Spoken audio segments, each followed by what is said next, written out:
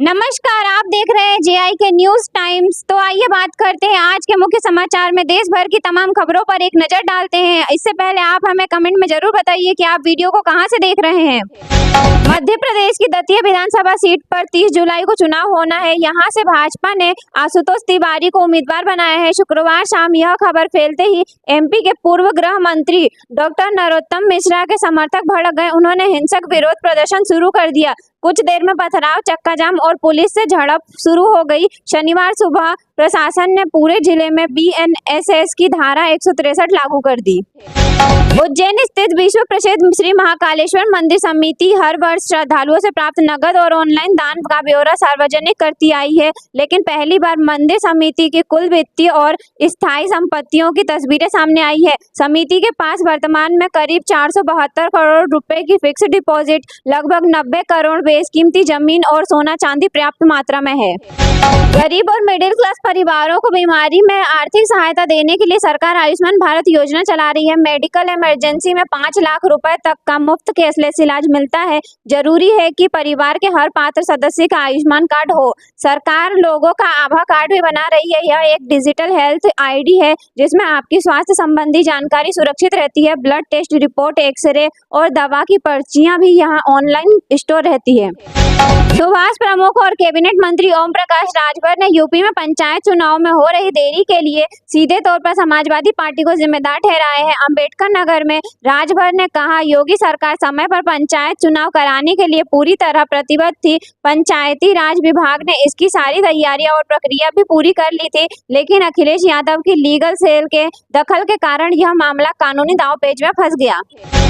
रक्षा मंत्री राजनाथ सिंह ने शुक्रवार को आंध्र प्रदेश में विशाखापट्टनम नेवल डॉकयार्ड में आईएनएस महेंद्रगिरी को भारतीय नौसेना में शामिल किया। महेंद्रगिरी प्रोजेक्ट 17A की नीलगिरी कैटेगरी का छठा युद्धपोत है। इसे बनाने में 75% से ज्यादा स्वदेशी उपकरण और तकनीक का इस्तेमाल किया गया है।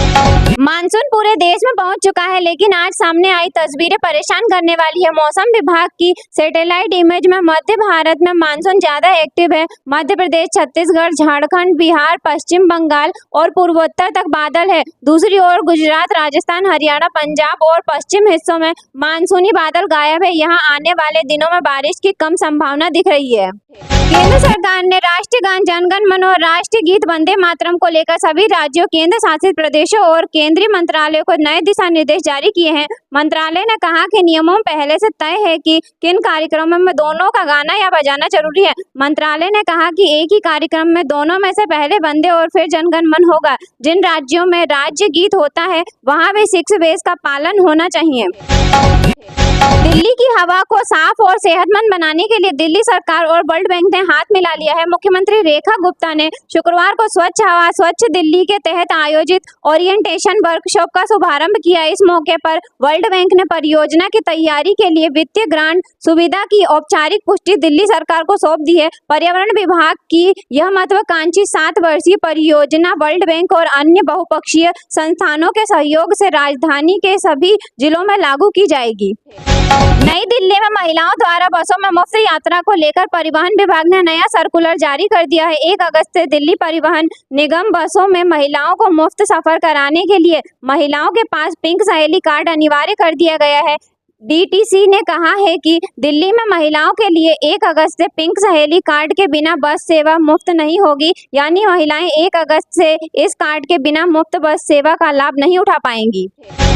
आम आदमी पार्टी के संयोजक और दिल्ली के पूर्व मुख्यमंत्री अरविंद केजरीवाल ने केंद्र की मोदी सरकार पर तीखा हमला बोला है।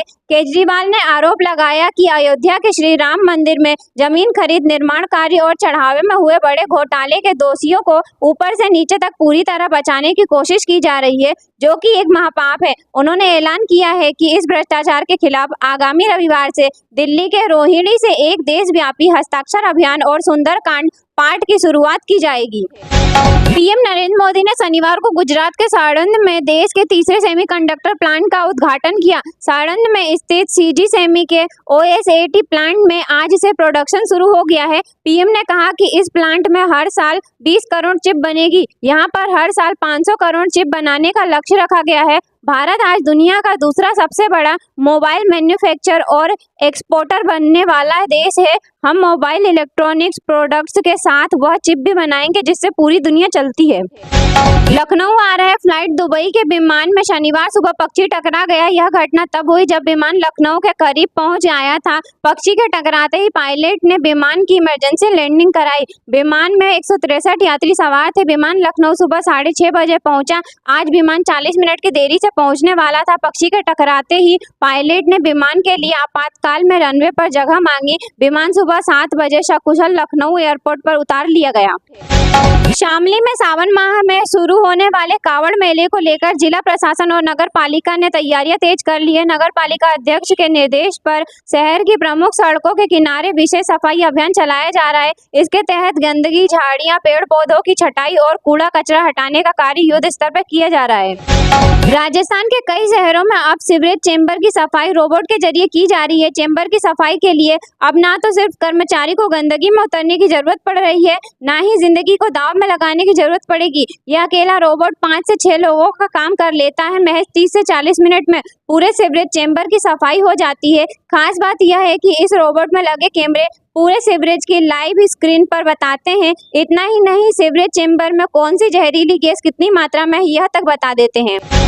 ग्रेजुएट वीजा के तहत ब्रिटेन के पंजाबियों को बड़ी राहत मिली है। सरकार ने अब ग्रेजुएट वीजा धारकों के ब्रिटेन में जन्मे बच्चों के लिए डिपेंडेंट वीजा का आवेदन करने की छूट दे दी है, जिससे उन्हें लीगल स्टेटस मिल सकेगा। नियम 3 अगस्त 2026 से लागू होगा। इससे पहले ब्रिटेन में जन्मे बच्चों के कानूनी स्टेटस को लेकर पेरेंट्स को दिक्कतों का सामना करना पड़ता था। बच्चों का लीगल स्टेटस साफ नहीं होने के कारण यात्रा के दौरान भी परेशानियां आती थी। सरदार सरोवर डैम की वजह से मध्य प्रदेश की करीब 21,000 हेक्टेयर जमीन पानी में समा गई। 192 गांव उजड़ गए। राज्य सरकार ने गुजरात से 7,669 करोड़ रुपए का मुआवजा मांगा। 30 साल से अटके मामले पर 7 जुलाई को दिल्ली में समाधान हुआ है। मध्य प्रदेश को मुआवजा मिलना तो दूर, उल्टा 231.80 करोड़ रुपए चुकाने पड़ रहे हैं। अमेरिकी राष्ट्रपति डोनाल्ड ट्रंप ने कहा है कि अगर ईरान ने उनकी हत्या की कोशिश की तो अमेरिका ऐसा हमला करेगा जैसा पहले कभी नहीं देखा गया। ट्रूथ सोशल पर ट्रंप ने लिखा है कि ईरान की ओर 1000 मिसाइलें तैयार हैं और जरूरत पड़ने पर हजारों और मिसाइलें दागी जाएंगी। Income tax return ITR file भरने की प्रक्रिया शुरू हो चुकी है। वेतनभोगी और सामान्य टैक्स पेयर्स के लिए ITR भरने की आखिरी तारीख 31 जुलाई तय की गई है। संसद की संयुक्त समिति कोशिश कर रही है कि 2019 के लोकसभा चुनाव तक वन नेशन वन इलेक्शन लागू हो सके। समिति के अध्यक्ष BP चौधरी के मुताबिक अब तक चर्चा में शामिल लगभग 99% नागरिक और संगठनों ने इसका समर्थन किया है।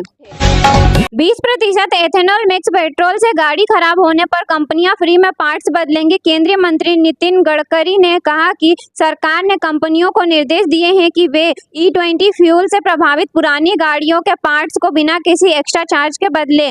उन्होंने द इंडिया एक्सप्रेस से कहा कि E20 फ्यूल से सोशल मीडिया पर गाड़ियों के खराब होने या नुकसान की खबरें गलत हैं और यह एक झूठी अफवाह है। हालांकि उन्होंने पुरानी गाड़ियों का माइलेज कम होने की बात मानी है।